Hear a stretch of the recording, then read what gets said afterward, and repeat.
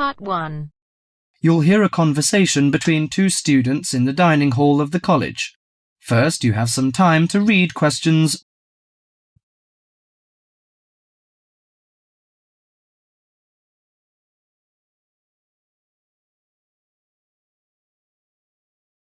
Now listen carefully to the conversation and answer questions. Hi Max, how are you? Hi Melanie, I'm fine. In fact, I'm preparing the coming holidays and I want to have a car tour with my friends. That sounds lovely. How is your preparation? Well, I haven't begun yet because I'm not quite sure how to rent a car and what the expense is like and something like this. Ha, you've run into the right person. I did the same last holiday and I can recommend it to you. I went to Avis Rent-A-Car Company, which is at 14A Dover Road, Oxford. Let me write it down. Is it DOVER? Yes, and the telephone number is 634-0963. But if you book for the first time, dial another number with extension. That is 634-0853, extension 54. Okay, thank you very much. I'll have a try.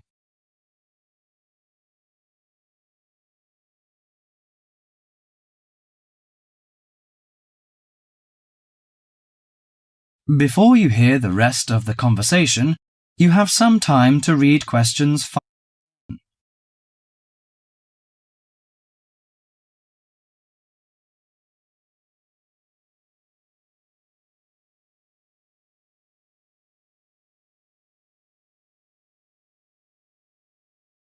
Now listen to the conversation between Max and the assistant. Good morning, Avis Rent-A-Car Company. How can I help you? Hi, I want to book a car for tour. I want to inquire some information about the grade of the cars and the prices. No problem. We offer a wide selection of rental cars to choose from luxury car to economy car, compact car, minivan, and pickup truck. Well, luxury car is obviously out of my price range, but compact or economy is not big enough. You know, we have 7 persons together. Well, how about a minivan? It's perfect for road trips and will make your journey feel like you're in a living room on wheels. I think that's good. Well, what does it feature? I mean, what facilities does it have? Unlike most minivans with manual transmission, the rental minivan cars have feature automatic transmission, air conditioning, and AM/FM stereo. If you drive a long, smooth way, you can use the cruise control, which will save you a lot of energy. Good. How much is the price? If you rent an intermediate one, it will cost you £55 each day. If it is standard, the cost is £45 per day.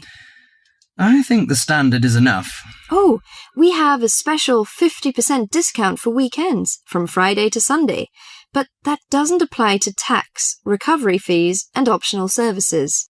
Well, what are the optional services? Well, they usually include some extra facilities, like first aid kit or something like that. I know.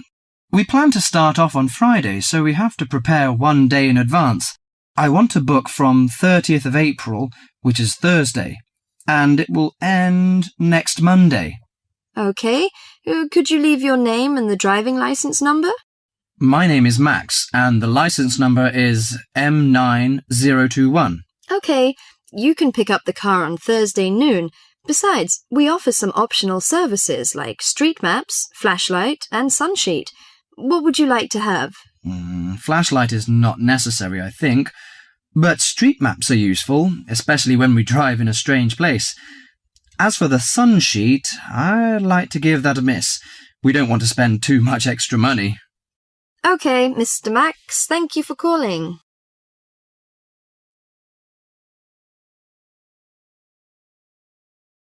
That is the end of Part 1. You now have half a minute to check your answers.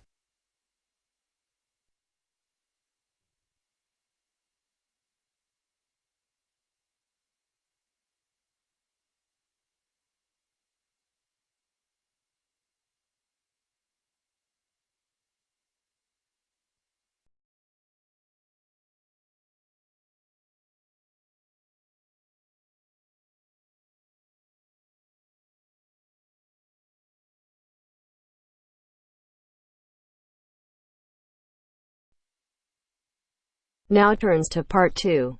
Part 2. You will hear two students and their tutor discussing a survey project. First, you have some time to look at questions 11 to 16.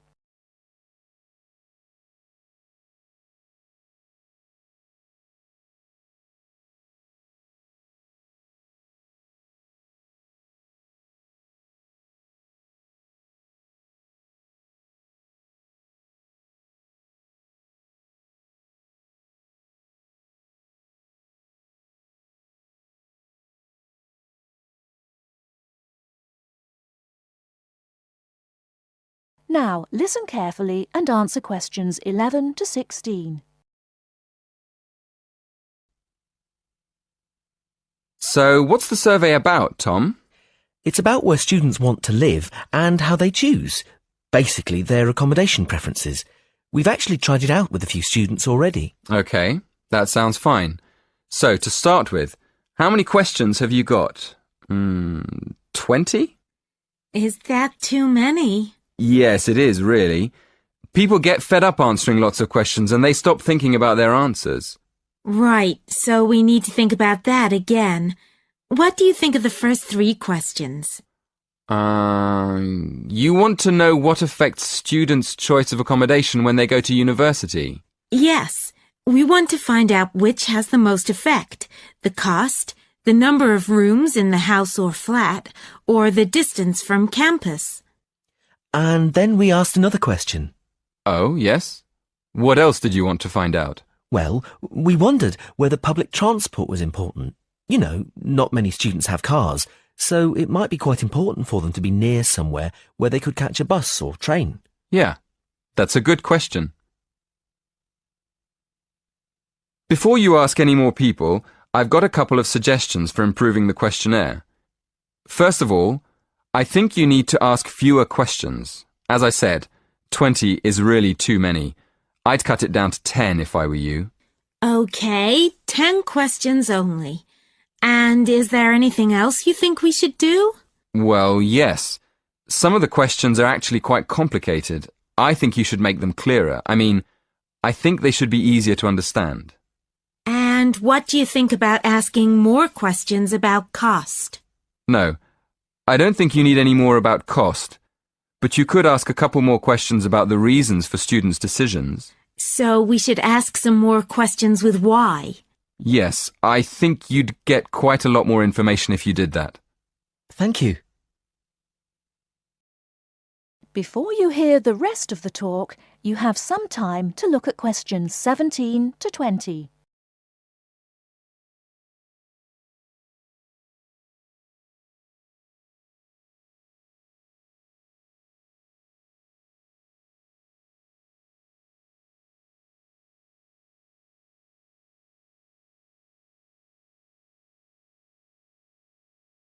Now listen and answer questions 17 to 20.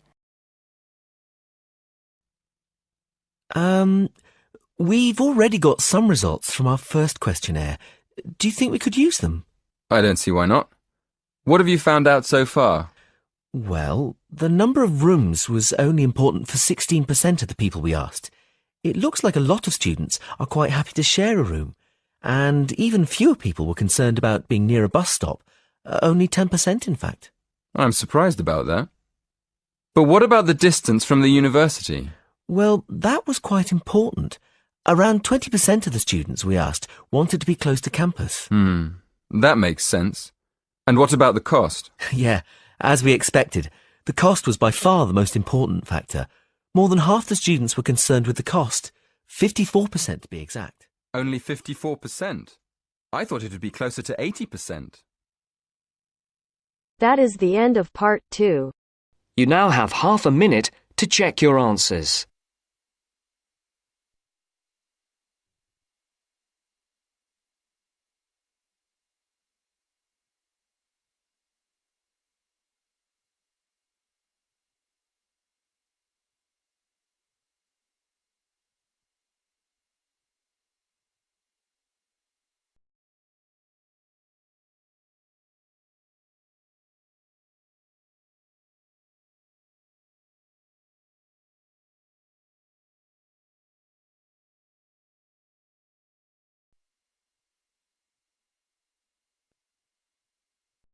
Now turns to Part 3.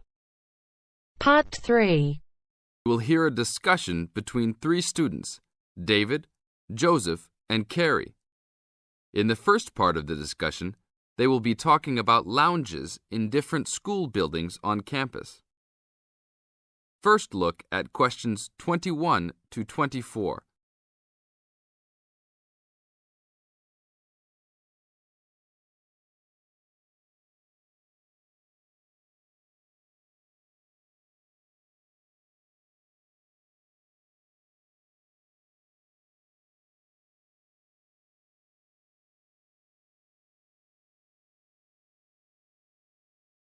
Now listen to the first part of the discussion and answer questions 21 to 24.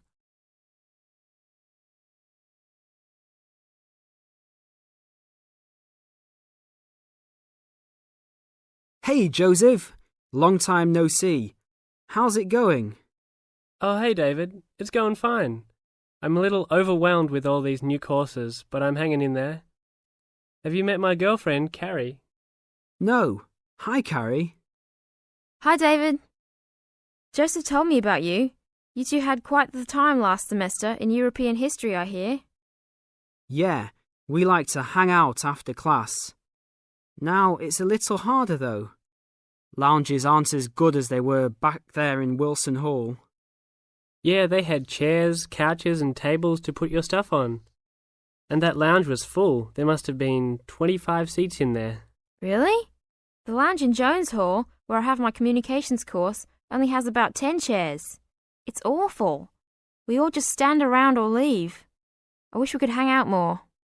Well, Agriculture Hall is next door. Their lounge is on the first floor, and it has couches. I think there are about 6 of them, and they're comfortable and hardly used at all. That's not a good idea. Thanks. But don't go to lounge at Skidmore Hall.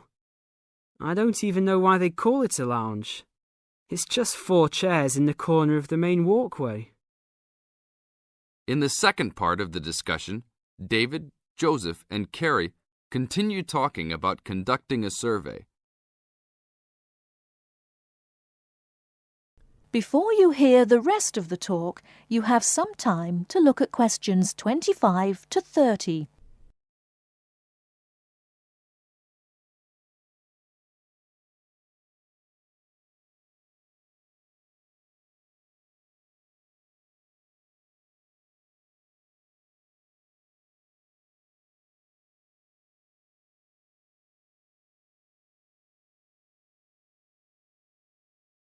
Now listen and answer questions 25 to 30.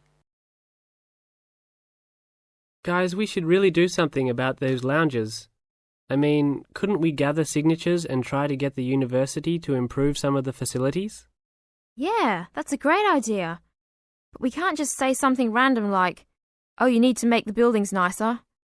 We should come up with some kind of ranking system and have students rank buildings, how beautiful they are, how nice they are, etc. Well, if we were ranking on a scale of 1 to 3, you all know that I would rank Skidmore Hall a 1. Like I just said, that place is awful. No facilities. The bathrooms are way down in the basement. You're right. But they do have a nice balcony on the 3rd floor. That might increase its value. But you shouldn't rank the architecture. You should rank how nice the building is for students to hang out in. Oh, okay, then I agree with you. So should we do this? I think it's a great idea. But let's try it ourselves on a couple buildings so that we can work out any bugs in it. I think Wilson Hall is the best. Sure, but we've already begun. We will give a building 1 point if it has poor facilities, not enough chairs and no vending machines, that kind of thing. And give a building 2 points if it is okay or acceptable. We can rank buildings that we really like as having 3 points. So like Joseph said, I think Wilson Hall is the best. It should have 3 points for sure. And Skidmore has a 1.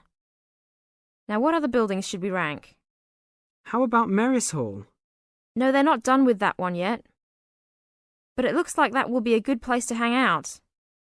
How about Agriculture Hall? You said something about that hall a bit earlier. Oh yeah, they have that lounge with couches that no one uses. But that might indicate that people don't hang out there for other reasons. They don't have any drink machines. That's why I never go there. Oh, well, then I think it's an average building. Let's give it the middle ranking. I agree. It could be improved slightly, but it's got a couple of nice features. I like that lounge in that third floor, for example, but the stairs are too short. I always trip when I'm walking up them. This ranking is getting complex. Okay, one building we haven't talked about is Canton Hall. What do you guys think of Canton? Is that next to the law building? Yep.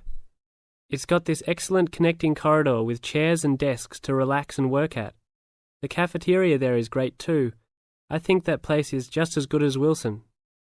Well, I've only been there once, and didn't know that was what it was called. It was kind of confusing, and it's kind of far for me to go, but I liked it. So I'll give it the middle ranking. 2 points because it had nice facilities, but a poor and confusing layout. Oh, Joseph, you like Canton Hall? I hate that place. It's so mechanical, cold and impersonal. The furniture is nice, sure, but it's the last place on campus I would go to. I give it a 1. Interesting. Well, let's write this little survey up and start passing it around. I don't have time to type it up. Can you? Sure. I'll do it after my biology class. Should we meet up at Wilson tonight around 8? Sure. No problem. We'll see you then.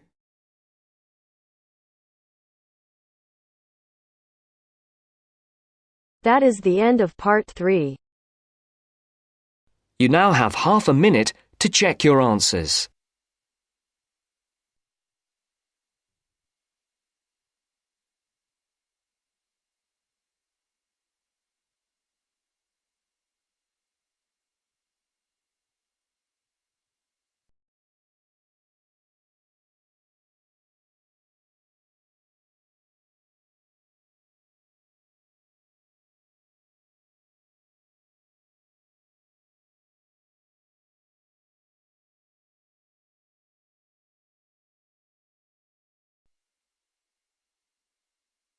Now turns to part 4.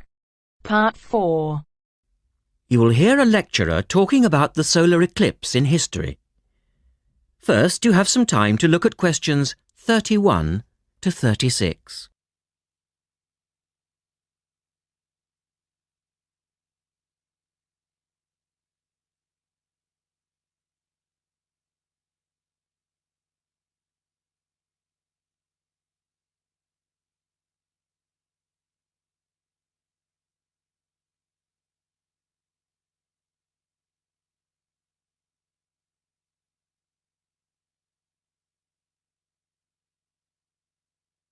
Now listen carefully and answer questions 31 to 36.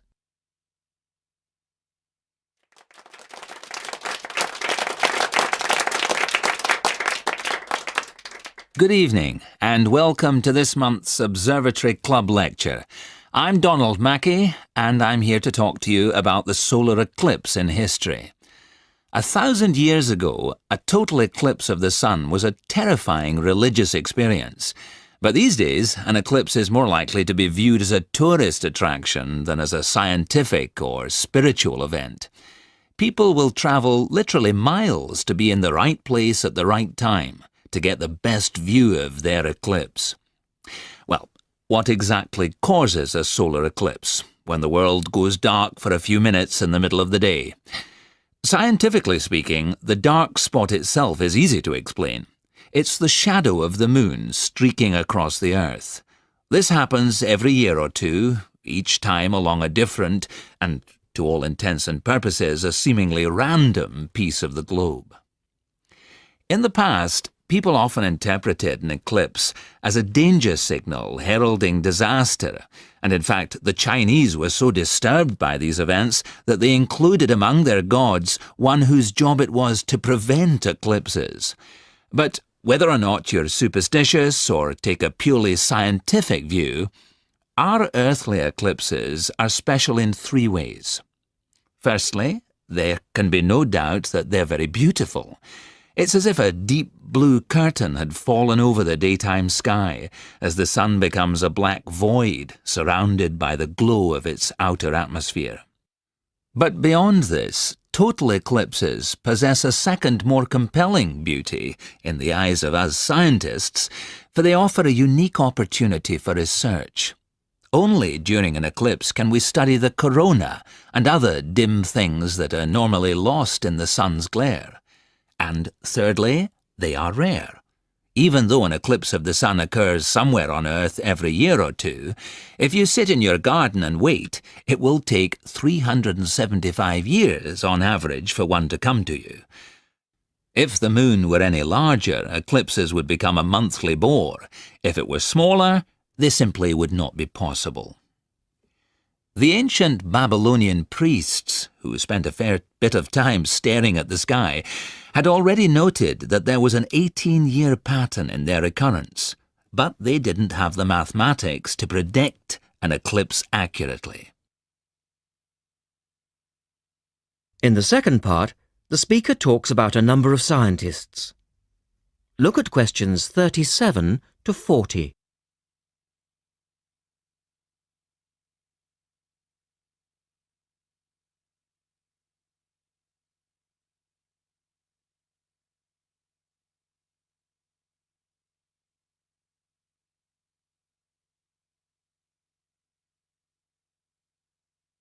Now listen carefully and complete the table.